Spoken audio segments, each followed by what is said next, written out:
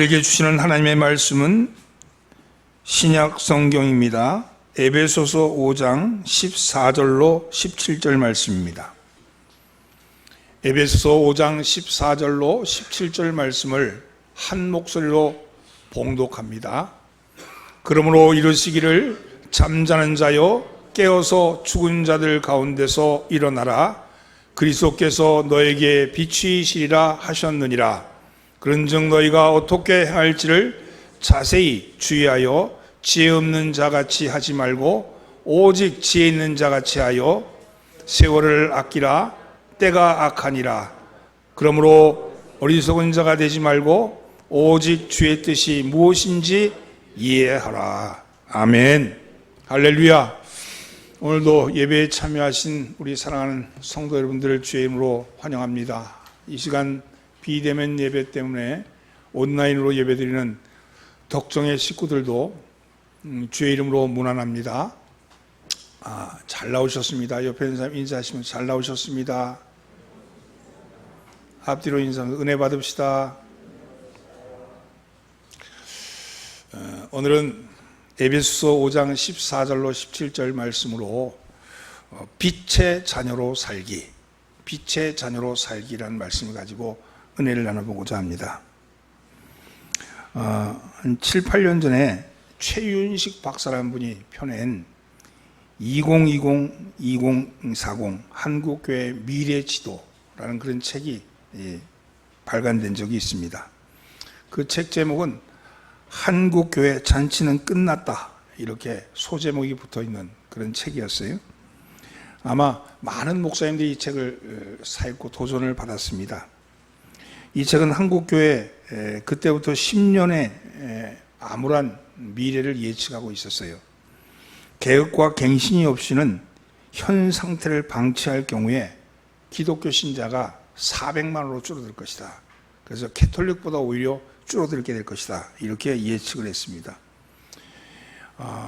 2050년이 되면 교회에는 노인들이 60-70%가 차지하게 될 것이다, 이렇게 말했고, 헌금은 반토막이 날 것이다, 그렇게 예측을 했습니다. 그러면서 말하기를 해외 선교사들은 거의가 다 철수하게 될 것이고, 그리고 건물을 짓느라고 무리한 그런 부채를 얻었던 교회들은 부동산 시장에 줄줄이 경매로 나오게 될 것이다, 이렇게 아주 회색볕으로 예측을 했습니다. 그런데 이러한 주장이 그렇게 완전히 틀린 것만은 아닌 듯합니다. 그러나 이러한 주장은 사실 어제 오늘의 이야기는 아닙니다. 1980년대부터 한국 교회 학교 수가 줄어들기 시작할 때부터 이미 예측되었던 일들입니다. 1990년도 초반에 한국 교회는 폭발적인 성장을 합니다. 굉장한 성장을 해요. 88 올림픽이 끝나고 난 다음에 그 한국 경제가 일어난 것과 동시에 한국 교회가 엄청난 성장을 하지요.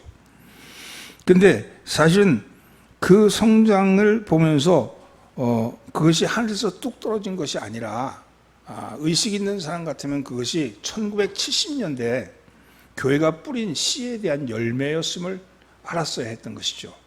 사실은 70년대 여러분 잘 알다시피 교회 학교가 얼마나 부흥을 했습니까? 그때 그 사람들이 뿌렸던 씨들이 돌아와서 90년대 초반 중반을 끌었던 것이죠.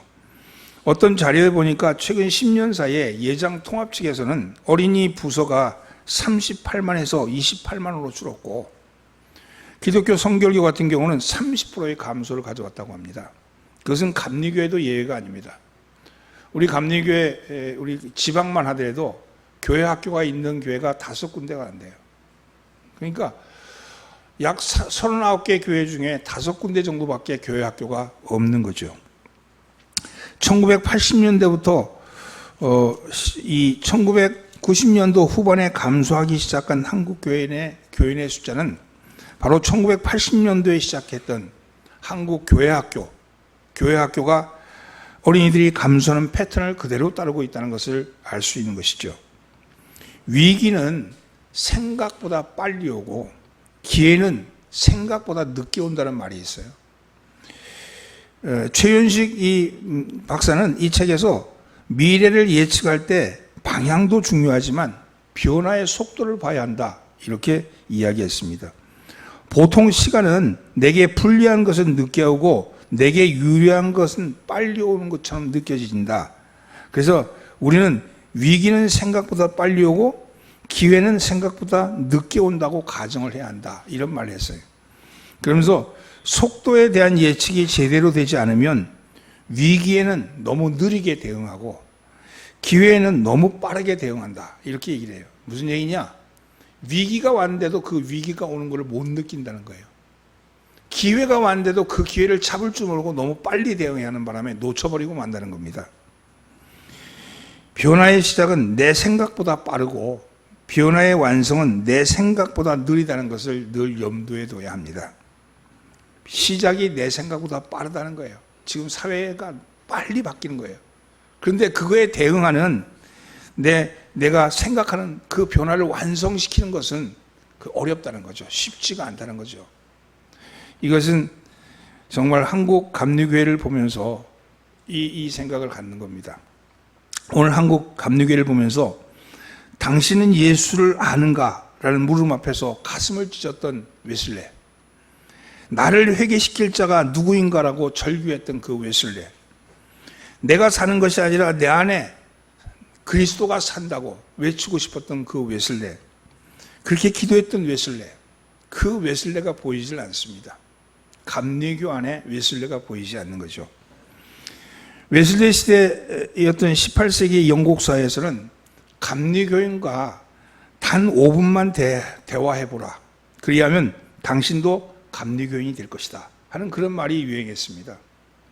그만큼 감리교회는 바르게 생각하고 바르게 말하고 바르게 행동했던 그런 개혁파들이었습니다. 그런데 오늘 우리는 어떻습니까?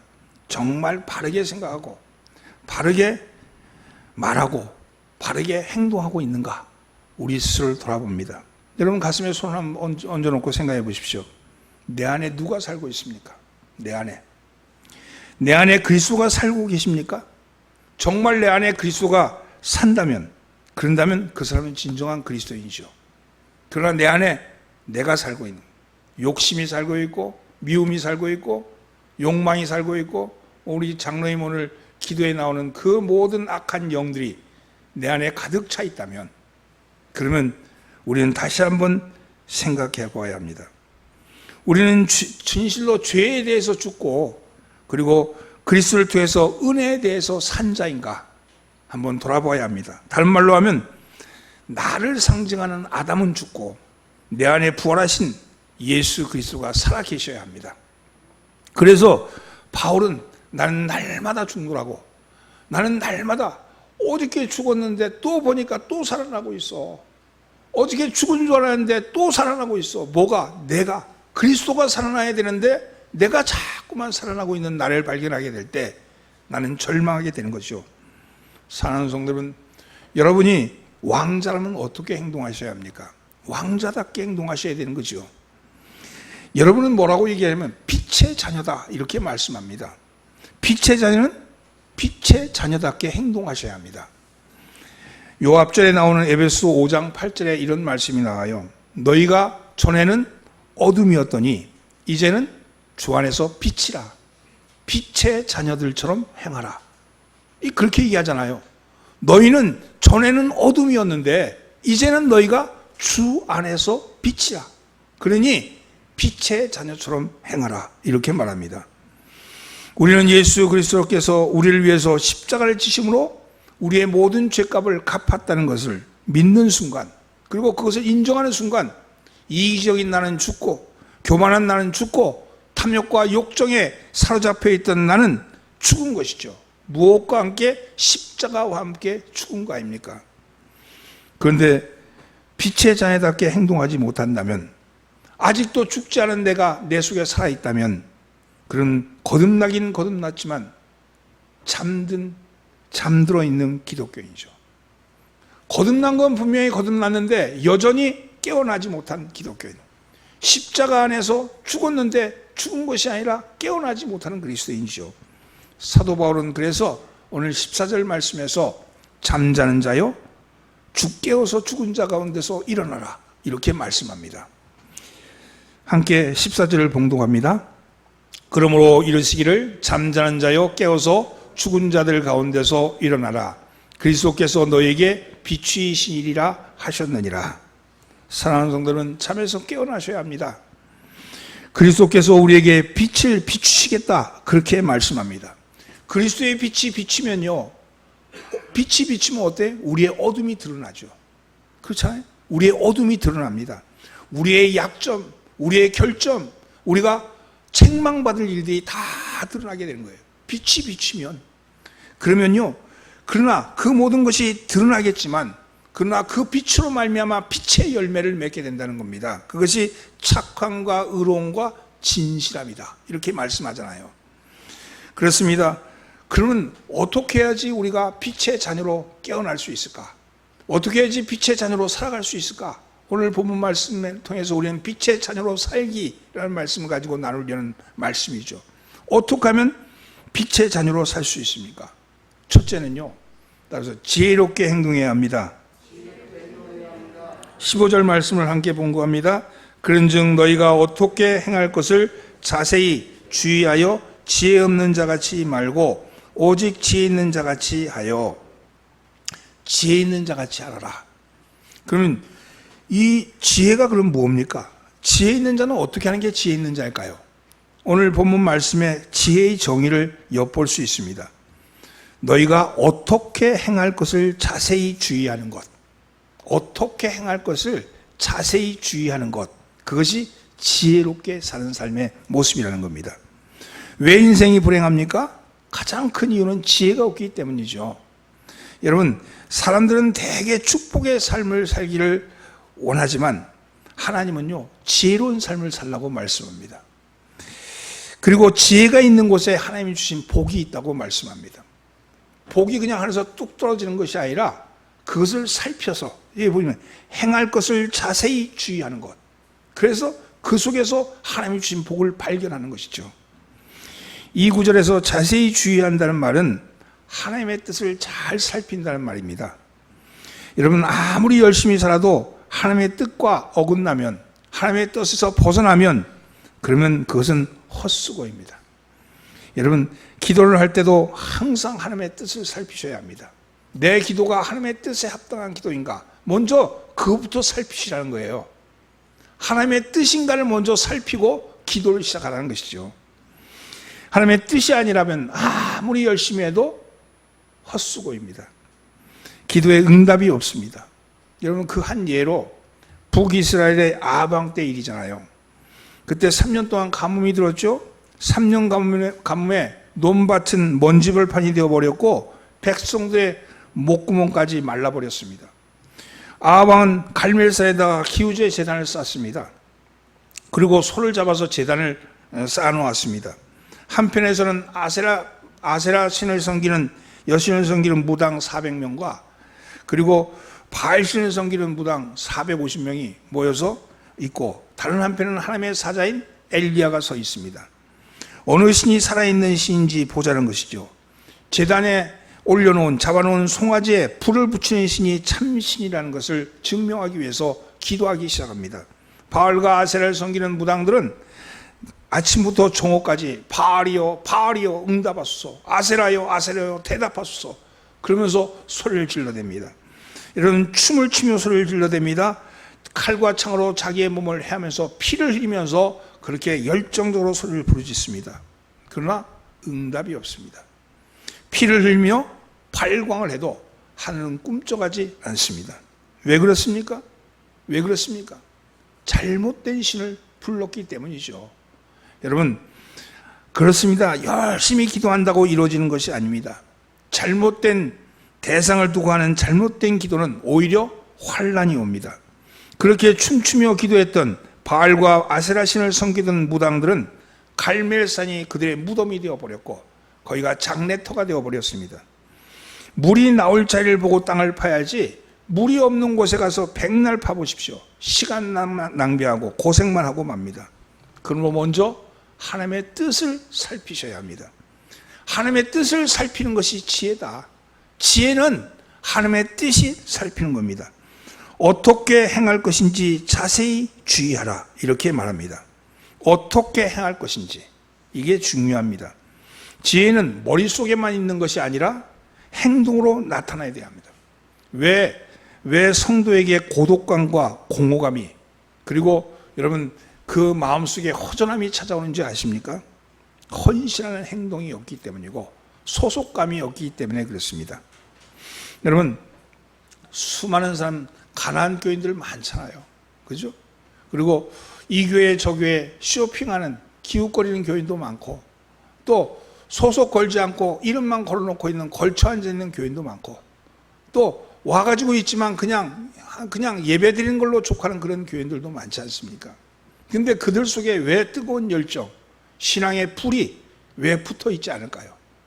그것은요 헌신이 없기 때문입니다. 성도는요 헌신할 때 깊은 신앙의 맛을 느낍니다. 하나님의 말씀에 헌신할 때, 그 말씀에 헌신할 때 여러분 정말로 기쁨이 찾아오는 것이죠. 교회를 향해서 교회 일을 하라 그 얘기가 아닙니다. 주님의 말씀, 주께서 이웃을 사랑하라고 그랬으면 누가 보든 보지 않든 간에 예를 들면 아프리카에 한 아이 하나를 선택했고 한 달에 15,000원이라도 도와주고 누가 보든 보지 않든 그것을 내가 이 일은 내가 해야지, 이 일은 꼭 해야지. 여러분 선교지에 있는 선교사들 위해서 여러분 보이지 않는 손길도 도우시는 여러분이 까마귀가 되어주시면 얼마나 좋겠습니까? 그렇게 자기를 헌신하고 드려질 때 그 영혼에 기쁨이 찾아오는 것이죠. 오늘 사랑하는 성도님은 하나님은 교회를 사랑하고 헌신하면 영혼의 신비한 기쁨, 그 신비한 기쁨과 행복감을 넘치게 하시는 겁니다. 축복은요 기쁨이에요. 기쁨. 축복은요 여러분 축복받아라 그러니까 돈덩어리가 떨어지는 게 아니고 여러분 그게 아니고요 내가 어떠한 형편에 처한다 할지라도 내 안에 있는 내 이 즐거움을 빼앗을 자가 없다 이거예요. 그게 축복 아닙니까? 여러분 그러한 축복이 여러분에게 있기를 예수님으로 축원합니다. 무슨 일을 해도 마찬가지입니다. 깊이 들어가야지 그래서 기쁨과 행복을 생기는 거죠. 금이나 생수도 땅속 깊이 파고 들어가야 합니다. 마찬가지로 일과 직업도 깊이 들어가야지 그 분야의 전문가가 되고 돈과 명예가 따라옵니다. 여러분 직업 있잖아요. 여러분이 무슨 직업을 갖는가 그거는 별로 중요하지 않아. 왜냐하면 그 직업을 통해서 내가 삶의 보람을 느끼고 있다면 그 직업의 종류는 아무 상관이 없습니다. 직업은요 하나님이 우리에게 주신 소명입니다. 소명이에요. 하나님이 우리에게 주신 소명이에요. 내가 어떤 직업을 가지고 있냐 그게 문제가 아니고 그 일에 대해서 깊이 들어가는 거예요. 성실하게 하는 거. 내가 맡은 거에 대해서 정말로 열심히 하는 거예요. 그 열심히 하는 가운데 하나님이 기쁨을 주시는 거죠. 왜냐하면 그 기쁨, 자기가 하는 일에 대해서 자세히 살펴서 내게 주신 그 일에 대해서 충성을 다하고 행동하는 것, 그게 지혜입니다. 왜냐하면 그런 지혜 있는 사람이 그런 사람이 복 받은 사람이고 그것이 복 있는 길이죠. 오늘 사랑하는 성도님, 여러분이 맡겨져 있는 일에 최선을 다하십시오. 그것이 지혜 있는 일이고 그것이 하나님께서 기뻐하시는 삶을 살아가는 길인 줄 믿습니다. 그의 빛의 자녀로 사는 모습이죠. 그럴 때 빛나는 거 아니겠어요? 그 분야에서 빛이 나고 그 주위의 사람들을 통해서 저 사람은 정말 성실해, 저 사람은 정말 그리스도인이야, 빛이야, 이렇게 말하지 않겠어요? 오늘 어둠이 덮고 있는 이 시대 속에서 빛의 자녀로 살아가는 여러분 되기를 주의 이름으로 축원합니다. 두 번째, 어떻게 사는 삶이 빛의 자녀로 사는 삶인가? 따라해보세요. 세월을 아끼자. 16절 말씀을 함께 봉독합니다. 세월을 아끼라, 때가 악하니라. 오늘 번역에는 세월로 번역되어 있지만 영어 성경에는 타임으로 번역되어 있더라고요. 타임. 여러분 시간이죠, 시간. 시간을 아끼라는 거예요. 여러분 시간을 아끼라는 말인데 이 아끼라는 말에 해당되는 헬라어는 헥사고라 조메이노인데 이 헥사고라 조메이노인은 이 말은요 여러 가지 뜻이 있습니다. 첫째는요 속량하다는 뜻이 있어요. 해방시키다는 뜻이 있죠. 노예 신분에서 해방시킬 때도 이 단어를 씁니다. 두 번째는 기회를 포착하라는 의미가 있어요. 어떤 기회를 포착했다. 그것도 이 단어를 씁니다. 또는 시간을 사라는 거예요. 내가 사라는 때도 이 뜻을 쓰고 있는 거예요. 그리고 활용하라. 활용하라. 시간을 잘 활용하는 것. 그리고 주어진 시간을 충분히 살리라는 뜻도 있습니다. 또 여기는 절약하라는 의미도 있죠. 이런 여러 가지 뜻이 가지고 있는데, 근데 중요한 것은 내게 주어진 시간을 최선을 다해 사는 겁니다. 여러분, 우리에게 주어진 시간이 있잖아요. 내게 오늘 주어진 시간을 최선을 다해 사는 거죠. 모든 인간에게 공통적으로 하나님께서 주신 것이 시간입니다. 시간. 가난한 자나 부한 자나 무식한 자나 똑똑한 자나 그리고 힘이 있는 권세 있는 자나 권세 없는 자나 저기 있는 노숙자나 저 위에 있는 재벌이나 똑같이 24시간의 시간을 주셨어요. 이 시간을 어떻게 사용하는가, 어떻게 쓰느냐는 그것은 자기가 결단하는 몫이죠. 여러분, 시간을 잘 사용해야 합니다. 시간을 아끼셔야 합니다. 내게 주어진 시간에 최선을 다하셔야 합니다. 이런 거예요. 시간을 아낀다는 말 중에는 자기가 가지고 주어진 시간을 활용하라는, 충분히 살리라는 뜻도 있다고 그랬죠. 이 말은 뭐냐면 30대 때는 30대 때 해야 할 일이 있고 40대 때는 40대 해야 할 일이 있어요. 50대, 60대는 그 시간에 맞는 해야 할 일이 있는 겁니다. 근데 축구를 좋아한다 그래서 60대도 축구하러 나가면 그건 병원 갈 확률이 굉장히 높은 거죠. 축구할 시간이 있는 거예요. 여러분, 걸어야 될 때 걸을 수 있다면 그것은 걸어야 되겠죠. 걸어야 될 때 안 걷고 걷지 못할 때 걸으려고 들면 화가 나는 거 아니겠어요? 여러분, 내 시간대, 내 나이대, 내게 주어진 시간에 대해서 최선을 다하고 충실하게 사는 겁니다. 그것이 때를 그것이 빛의 자녀로 사는 거예요. 대다수의 사람들이요 그렇게 살지 못합니다. 시간을 그냥 흘려보내거나 아니면 시간을 아까워하면서도 엉뚱한 곳에 자기 시간을 파는 거죠. 오늘 내가 해야 할 때 하지 못하면 내일 가서 후회합니다. 30대 때 30대를 못 누리면 40대 가가지고 그때가 늘 후회스러운 거 아니겠어요? 오늘 여름에 주어진 시간대, 내게 60대라면 60대로서 누릴 수 있는 거, 70대는 70대로 누릴 수 있는 것에 대해서 충분히 즐기십시오. 그때가 되면 그렇게 내 때를 즐기다 보면, 내 때를 아끼다 보면, 그러다 보면 주님 앞에 쓸 날이 올 겁니다. 시간을 잘 쓰는 사람, 시간을 잘 활용하는 사람, 시간을 아끼는 사람이 빛의 자녀입니다. 하나님이 우리에게 주신 그 시간을 잘 활용해서 쓰시는 저와 여러분 되기를 주의 이름으로 축원합니다. 여러분, 성경에 보면요, 그 시간을 늘 아끼는 사람을 하나님께서 기뻐하십니다. 우리는 어떤 시간에 대해서 어떤 입장이냐? 종말론적 시간 입장입니다. 종말. 우리는 시간에 처음이 있고 끝이 있다고 말하는 사람들이, 시간이 순환하는 게 아니고 시간에 시작이 있고 끝이 있다고 고백하는 것이 바로 기독교인이잖아요. 종말을 향해 달리는 거죠. 종말. 그 종말은 언제냐? 바로 오늘 내가 서 있는 이 자리가 종말로 생각해요. 종말론적인 삶을 사는 거죠. 내가 오늘 나의 삶의 마지막처럼 살아가는 거예요. 내게 주어진 오늘이 마지막이다. 그런 생각 가지고 자기를 잘 정리하고 살아가면 그런 빛의 자녀의 모습이 드러난다고 말합니다. 시간은 늙고 젊고에 따라 달리하는 것이 아닙니다. 자신에게 주어진 시간에 충실하셔야 합니다. 하루하루를 잘 살아야 합니다. 좁쌀 하나하나에 모여서 한 대박을 이루듯이 왜냐하면 하루하루를 귀하게 여기고 시간을 아끼십시오. 그러면 주님 만날 날이 곧 올 겁니다. 오늘 여러분 시간을 잘 아껴 쓰는 여러분 되기를 바랍니다. 빛의 자녀로 사는 것, 그것은 시간을 아끼는 것이다. 이렇게 말씀합니다. 세 번째는요, 빛의 자녀로 사는 것은 어떻게 사는 삶입니까? 따라 보세요. 주의 뜻을 이해하자. 17절 말씀을 함께 봉독합니다. 그러므로 어리석은 자가 되지 말고 오직 주의 뜻이 무엇인지 이해하라. 영어로 직독하면요, 이 말씀이 이렇게 돼 있어요. 멍청한 사람이 되지 말고 주님이 너에게 무엇을 하시고자 하는 것을 깨달아라. 이렇게 돼 있습니다. 멍청한 사람이 되지 말고 주님이 너에게 무엇을 하시고자 하는가를 깨달아라. 이런 거예요.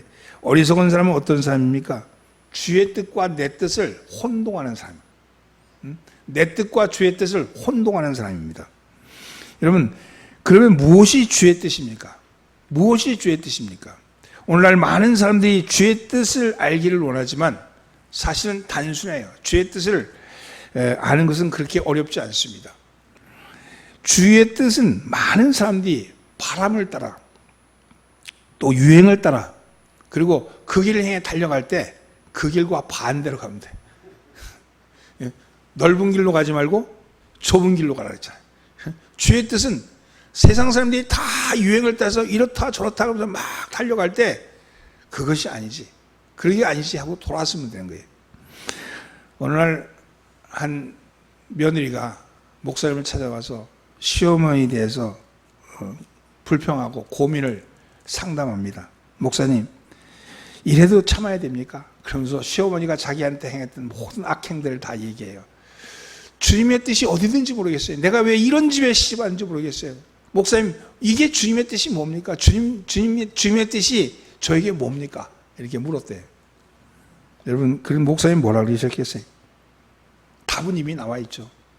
뭐라고 되어 있게? 참아야 하느니라. 여러분, 여기 이 며느리는요, 답을 몰라서 가는 게 아니야. 목사님한테 가가지고 내가 이래야 된다고 얘기하는 건 다 답은 알고 있어. 그런데 그 답을 알고 있는 것에 대해서 확인하고 싶은 것도 있고 또 격려하고 위로받고 있는 싶은 것도 있죠. 여러분, 하나님의 뜻을 모릅니까? 여러분도 하나님의 뜻 다 알아. 하나님의 뜻이 무엇인지 다 알고 있어. 그런데 여러분, 그게 하려니까 막상 힘드니까, 그거 따르려니까 힘드니까 조금 내 뜻을 하나님의 뜻인 양 속이는 경향이 있죠. 내가 하나님의 뜻에 따라야 되는데 내 뜻을 가지고 하나님의 뜻이라고 우기는 경우가 있죠. 근데 아까 얘기했듯이 그거는 우물을 잘못 파는 겁니다. 여러분, 하나님의 뜻은 명확합니다. 이미 여러분이 알고 있고 이 답도 가지고 있습니다. 문제는 여러분, 내가 그리스도 안에 있는가 하는 그 물음입니다. 저 밖에 있는 그리스도 말고, 저 하늘에 있는 그리스도 말고 바로 내 속에 와 계신, 내 안에 와 계신 그리스도가 살아 계신가? 여러분, 이 말에 대답할 수 있다면 여러분은 빛의 자녀입니다. 나는 그리스도 안에 있는가? 그리스도가 내 안에 있는가? 그리고 그 그리스도께서 내게 말씀하시는 말씀을 내가 듣고 있는가? 여러분, 주님이 말씀하시잖아요. 계시다면 말씀하시겠죠. 침묵하지 않잖아요. 끊임없이 성경을 읽을 때 오늘 설교 말씀을 들으면서 또 그냥 가다가 십자가를 보면서도 주님은 나에게 말씀하시잖아요. 너 이렇게 하라고 말씀하시잖아요. 그 말씀에 순종하는가? 주님의 뜻을 따르는가? 이것에 대한 대답이 있다면 여러분은 빛의 자녀요. 빛이십니다.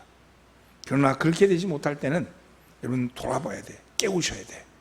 여러분, 잠자는 자를 깨우셔야 합니다. 요한 웨슬리는 32살 때 옥스퍼드 대학 교수가 되었어요. 그러나 그런 교수직을 버리고 여러분 미국 가는 배를 탔습니다. 선교를 위해서 북아메리카를 가는, 대륙을 향하는 배를 탔어요. 근데 배를 타고 가는데 거센 풍랑이 몰아치는 거예요. 거센 풍랑이 몰아치는 거예요. 그 거센 풍랑 앞에 갑자기 웨슬리가 두려움이 엄습했습니다. 죽음에 대한 공포가 엄습했어요. 그래서 그 배 한편에서 버들버들 떨면서 울고 있는데, 그런데 돌아보니까 그 폭풍 속에도 전혀 두려움 없이 있는 그런 한 무리의 사람들을 발견했어요. 그들은 아무런 표정이 드러나지 않는 겁니다. 태연해 있는 겁니다. 함께 배 안에 있던 그들은 바로 독일의 경건파였던 모라비안 교도들이었어요. 그것을 보면서 굉장히 의아한 생각을 가졌습니다. 폭풍이 물러간 후에 웨슬리가 가서 물었습니다. 폭풍이 두렵지 않았습니까? 이렇게 물었더니 그들은 대답합니다. 하나님께 감사한 일이죠. 하나님께 감사한 일이죠. 하나님이 우리와 함께 하시는데 뭐가 두렵습니까? 어린아이와 아이들도 두려워하지 않습니다. 이렇게 얘기를 했어요. 웨슬리는 큰 충격을 받았습니다. 그러면서 그 자신의 신앙에 문제가 있음을 그때 직감을 했습니다. 죽음 앞에서 나를 부여잡고 있을 때 어김없이 공포가 찾아온 거죠. 나를 붙들고 있으니까. 여러분, 웨슬리는 사제가 되면서 이런 고백을 했어요. 나 자신을 나에게 바치는 건 결국 악마에게 바치는 것이다. 나 자신을 나에게 바치는 것은 결국 마귀에게, 악마에게 바치는 것이다. 나는, 그러니까 그 얘기는 뭐예요? 나는 그리스도께 나를 바치겠다 하는 그런 사제의 고백을 했는데, 근데 그 폭풍이 오는 순간에 보니까 자기가 누구를 잡고 있어? 나를 잡고 있는 거예요. 나를 잡고 있으니까 두려움과 공포가 몰려온 것이죠. 웨슬리는 곧장 모라비안 교도의 그 목사님을, 지도자를 찾아갔습니다. 그 찾아간 것은 바로 그 자신의 신앙에 문제 있음을 알고는 그 목마름이 온 것이죠. 그 모라비안 교단의 목사가 이렇게 묻습니다. 당신은 정말로 예수 그리스도를 알고 계십니까? 이렇게 묻는 거예요. 지금 이 선교사 앞에 당신은 정말로 예수 그리스도를 알고 있습니까? 당신은 당신 자신을 잘 알고 있습니까? 이렇게 물었어요. 이 물음이 화살처럼 웨슬리의 가슴을 찔렀습니다. 웨슬리는 제대로 대답도 하지 못했습니다. 결국 아메리카 선교를 갔는데 그 선교는 처절하게 실패를 했어요. 그리고 돌아왔습니다. 돌아온 웨슬리는 절망했습니다. 이렇게 그 일기에 써 있어요. 나는 원주민을 회개시키러 갔었다. 그러나 나를 회개시킬 자는 누군가? 나는 이 모든 이에게 내가 사는 것이 아니라 내 안에 그리스도가 산다라고 외칠 수 있는 신앙 갖기를 원한다. 이렇게 그가 선교지에서 실패하고 돌아온 후에 그 스스로가 그런 일기를 쓰고 있습니다. 그 후에서는 끊임없이 자신을 낮췄습니다. 그리고 결국은 1738년 작은 집회에서 거듭남을 체험하게 되는 거예요. 바로 그 모라비안 교도들이 모여서 하는 집회에 곁다리로 찾아갔다가 곁불로 째러 갔다가 거기서 로마서 소문을 읽고 있는 그 모라비안 교도의 말에 그의 가슴이 뜨끈뜨끈해진 거예요. 그의 가슴이 깨지거나 이게 아니고 뜨끈뜨끈해진 거예요. 여러분, 이 웨슬리가 누굽니까? 그의 어머니 수산나, 엄격한 신앙교육으로 철저하게 교육시켰던 수산나 밑에서 그 모태신앙을 했던 그 웨슬리. 여러분, 어린 시절에도 철저하게 신앙교육을 받았던 웨슬리. 성경구절 하나 외우지 않으면 밥을 먹지 못했던, 잠을 안 재웠던 그 수산나의 그 철저한 신앙교육을 받았던 그 웨슬리. 여러분, 학교 다니면서, 옥스퍼드에 다니면서 그가 그 학생들 중에도 철저하게 신앙의 모범이 되었던 웨슬리 아닙니까? 규칙쟁이라 그래서 늘 같은 시간 같은 장소에 가서 예배하고 기도하고 찬양했던, 그래서 메소디스트 규칙쟁이들이다. 저것들은 그렇게 대접받았던 웨슬리였습니다. 그런데 알고 보니 웨슬리의 가슴 안에 주님이 계신 게 아니라 자기가 앉아 있었던 거예요. 여러분, 그렇습니다. 자기 자신이 나는 내 안에 주님이 내 안에 이러면서 끊임없이 설교하고 외쳤지만 사실은 봤더니 내 안에 내가 뱀이 또아리 틀듯이 그렇게 또아리 틀고 앉아서 그러고 있었던 거죠. 그 모든 찬양을 자기가 받으려고 들었던 거죠. 그렇습니다. 사랑하는 성도 여러분, 여러분의 영혼 안에 와 있는 주님이 누구십니까? 여러분의 영혼의 주인이 누구십니까? 여러분, 옆에 있는 것, 겉에 있는 것, 우리 밖에 있는 것, 이것 아무 소용없어. 지금 내 안에 그리스도가 있는가? 내 안에 주님이 주인으로 계신가? 내 안에 주님이 와 계신가? 이것이 매우 중요합니다. 주님이 와 계시다면 그분을 인정하고 그분의 음성에 귀를 기울이십시오. 여러분, 그럴 때 주님의 뜻을 분별하는 눈이 열릴 줄 믿습니다. 오늘 여러분의 와 계신 주님을 찾으시고, 혹시 아니라면 얼른 깨우십시오. 얼른 여러분을 깨우십시오. 여러분을 깨우쳐서 주님께로 돌아가시고, 주님, 내가 빛의 자녀인 것을 믿습니다. 빛의 자녀가 된다는 것은요, 이런 거예요. 내 안에 지금 등잔도 있어, 기름도 있어. 근데 불이 안 붙은 거예요. 불을 붙이셔야지, 불을. 그죠? 그래 빛이잖아요. 빛에 불을 붙일 때 내 안에 있는 어둠이 드러나게 되고, 내 안에 있는 어둠이 드러날 때 여러분, 내 속에 있는 주님이 당신의 빛의 자녀로서 우리를 세우게 되고 우리가 나가게 하실 줄 믿습니다.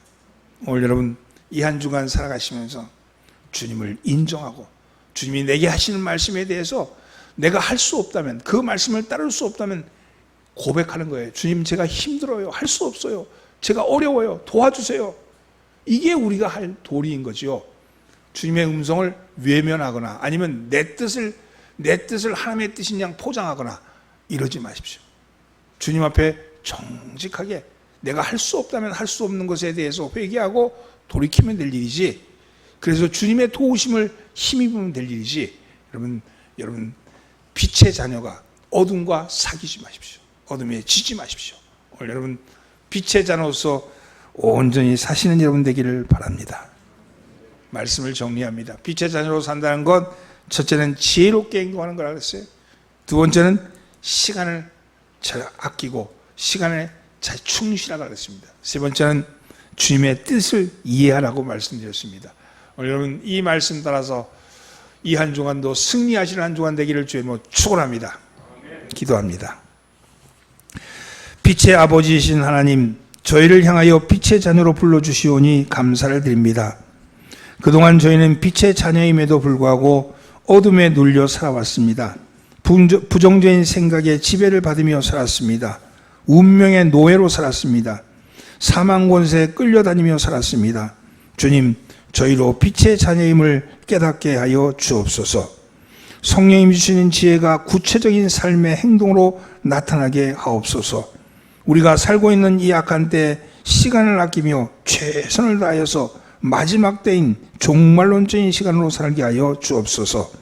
내가 내 안에 계신다고 하신 주님, 주님의 계심을 깨닫게 하여 주시옵시고, 빛 대신 주님을 따라 빛의 자녀로 이 한 주간 살아갈 수 있게끔 힘과 용기를 더하여 주옵소서. 치료의 광선을 비추시는 주님, 지금 이 시간도 병상에 누워있는 형제 자매를 위해서 역사하사 치료하여 주옵소서. 피의 공로를 의지하여서 기도하오니 병든 자가 치료받고 살아나는 형제가 살아있는 가족이 있는 품으로 돌아올 수 있게끔 역사하여 주옵소서. 병마의 고리를 넘어서서 생명의 주님을 향해 달려나갈 수 있게끔 은혜 베풀어 주옵소서. 예수 그리스도의 보혈의 피능력이 임하게 하여 주옵소서. 병실마다 아버지 병든 육신들마다 성령이 역사하여 주옵소서. 만져 주시옵소서. 우리를 구원하신 예수님의 이름으로 기도합니다. 아멘.